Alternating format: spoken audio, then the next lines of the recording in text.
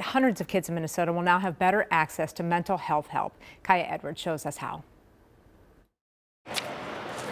All right, look up.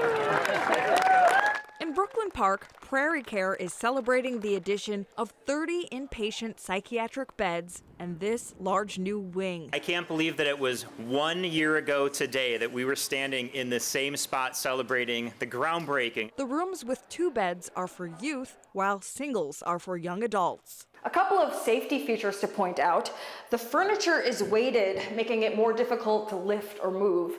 And then the doors to the bathroom within the room, they're padded and snap shut with a magnet. They also can easily be removed. The expansion is set to serve an additional 1,000 young people each year. It comes almost 10 months after Children's Minnesota opened its first inpatient mental health unit for kids and teens. Still, Prairie Care says nearly a third of Minnesota students are struggling with long-term mental health issues, and there are fewer than 200 beds for them in total statewide.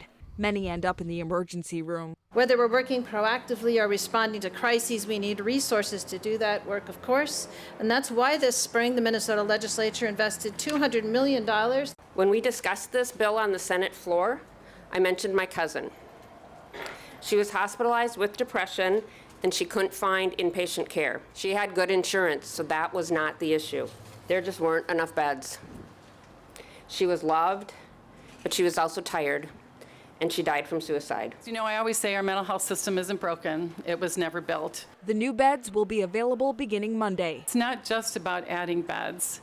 It's about adding a beautiful healing space. Kaya Edwards, KARE 11 News.